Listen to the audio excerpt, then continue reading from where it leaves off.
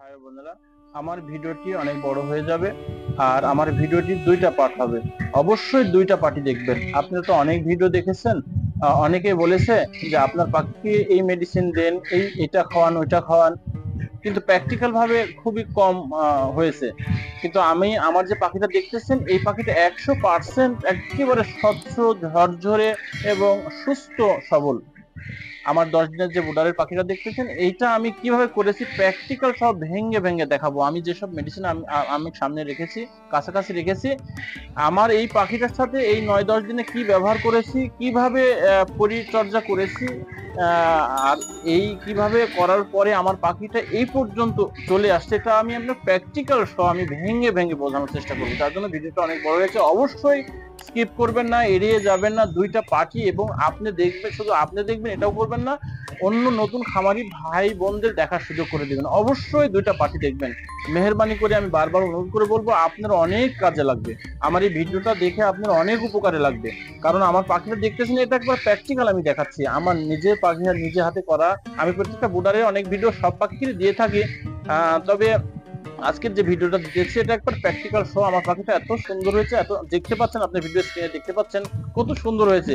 আর এই সুন্দর হওয়ার পিছনে এক আল্লাহ তাআলা তো আসেনি। উনি যদি পাখিকে অসুস্থ করেন, কারো সাধ্য নাই সুস্থ রাখার, সুস্থ রাখে কারো অসুস্থ করার সাধ্য নাই, উনি তো আসেনি। তারপরে আমার চেষ্টাতে, আমি তদবিরে, আমি দেখাশোনাতে কিভাবে করেছি এবং এই পর্যন্ত নিয়ে আসছি। অবশ্যই মেহেরবানি করে সম্মানিত ভিউয়ার্সরা দেখবেন এবং অন্যকে দেখার সুযোগ করে দিবেন। আমার ভিডিও দুইটা পার্ট আছে, দুইটা পার্টই দেখবেন। তো দেরি না করে চলেন শুরু করা যাক প্রথম পার্ট এবং দ্বিতীয় পার্ট। আসসালামু আলাইকুম ওয়া রাহমাতুল্লাহ। সম্মানিত কোয়েল পাখি খামারি ভাই বোন, আজকে একটি অসাধারণ একটি কোয়েল পাখির বোর্ডার সম্পর্কে কথা বলবো। আমি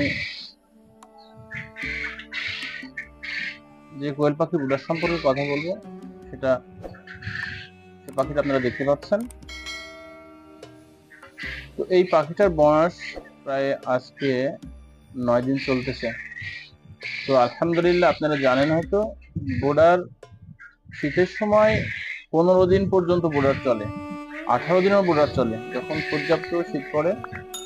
যেহেতু গরম সময়, 10 দিনে বোর্ডার শেষ হয়ে যায়। তো সেক্ষেত্রে বোর্ডার শেষের পথে তো ঝুঁকিটা থেকে যায় বোর্ডার চলাকালীন অবস্থায়, সেটা গরম হোক আর শীত হোক, এই 3-4-5 দিনের মধ্যে একটা ঝুঁকি থেকে যায়।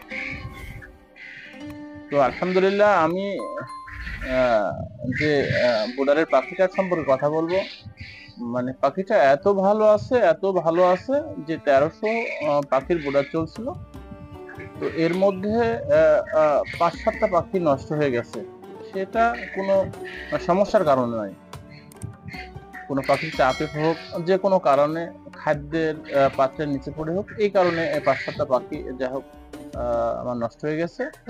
আর সব পাখিগুলাই আলহামদুলিল্লাহ এত সুন্দর, এত ভালো। তো এই ভালো থাকার পিছনে আল্লাহ তাআলা তো ভালো রাখছেন, তাই ভালো আছে। তারপরেও যেহেতু আমি এই পাখিটার উপরে, আমি এই পাখি না, আমার খামারের প্রত্যেকটা পাখির উপরে আমি পর্যাপ্ত খেয়াল রাখি এবং তার দিকে, তদবিরের দিকটা খুব যত্ন করে করি। তার মধ্যেও অনেক বোর্ডার আছে যেগুলা যত্ন থাকার পরেও অনেক পাখি নষ্ট হয়ে যায়। তো আমার যে পাখিটা দেখতেছেন, বোর্ডারের যে পাখিটা দেখতেছেন, একদম ঝরঝরা, একদম স্বচ্ছ অবস্থায় এবং সুন্দর পাখি, কোনো সমস্যা নেই। তো এই পাখিটাকে আমি এ পর্যন্ত বোর্ডারের মেডিসিন সহ, তো আজকে পর্যন্ত আমি কোন মেডিসিনটা সেবন করাইছি, আসলে তো মেশিন থেকে বের করে অথবা কোনো খামার থেকে কিনে আনার পরে শুধু পানি আর তাপ দিলেই তো একটা পাখি তৈরি হয় না। এই পাখিটার পিছনে মেহনত থাকা লাগে, তাকে প্রয়োজন মতো যখন যা প্রয়োজন তখন সেটা দেওয়া লাগে। তো কোন কোন মেডিসিন দিয়েছি, খাবারটা কিভাবে দিয়েছি, কোন দিক খেয়াল রেখেছি, অবশ্যই সম্মানিত ভিউয়ার্স যারা আমার ভিডিওটা দেখতেছেন, একেবারে মনোযোগ দিয়ে এবং স্কিপ করবেন না। অনেকটাই যদি স্কিপ করে দেখেন যে আমি কোনটা বলতে চাচ্ছি, সেটা শোনার জন্য স্কিপ করে করে টেনে টেনে দেখেন, তাহলে অনেকটাই আপনাদের কাছ থেকে অনেক কিছুই মিস হয়ে যেতে পারে বা ছুটে যেতে পারে, যার জন্য 5-7 মিনিটের যে ভিডিওটা আপনারা একদম মনোযোগ দিয়ে দেখবেন। তো যাই হোক, এই পাখিটা যেটা দেখতেছেন এটা বোর্ডারে যে যতটুকু পর্যন্ত তাপের দরকার সে অনুপাতে তাপটা আগে করে নিয়েছি। আর গরমের সময় তো ওরকম তাপ আপনার আগে করে নেওয়া লাগে না, যে 2-4 ঘন্টা আগে আমি বাল্ব জ্বালিয়ে দিচ্ছি, এটা করা লাগে না। এমনিতে তো যদি রাত্রে বেলাতে পাখি বোর্ডারে দেওয়া হয় সেটা ভিন্ন কথা।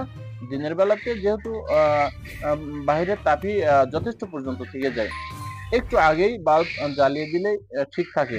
তবে সবচাইতে একটা কথা বলবো, গুরুত্বপূর্ণ একটা কথা বলবো, আমি যে মেডিসিন গুলো রেখেছি অবশ্যই মেডিসিনের কথাগুলো আমি বলবো যে এই মেডিসিন গুলা এ পর্যন্ত আমি আমার পাখিকে দিয়েছি বিধায় আল্লাহ তাআলা আমার পাখিকে সুস্থ সবল রাখছে। কিন্তু এর পিছনেও কারণ আছে।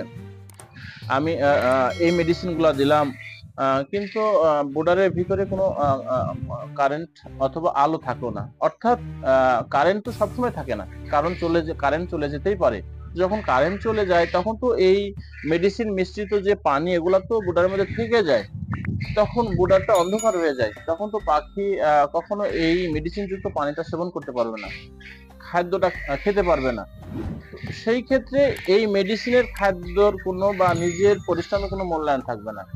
তো সর্বপ্রথম যেটা করতে হবে, কারেন্টের বাল্বগুলো যেভাবে ঝোলায় রাখেন, যতক্ষণ পর্যন্ত কারেন্ট থাকবে তো বাল্ব জ্বলবে।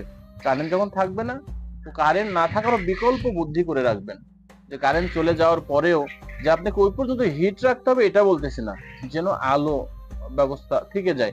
শীতের সময় হলে একটা ভিন্ন কথা, শীতের সময় হলে বিভিন্ন ব্যবস্থা রয়েছে, আমার চ্যানেলে দেওয়া আছে। আসলে শীতের সময় কারেন্ট না থাকলে ওই বোর্ডারটাকে কিভাবে গরম রাখা যায়, কিভাবে তাপ করা যায়, সেই ভিডিও আমার চ্যানেলে দেওয়া আছে।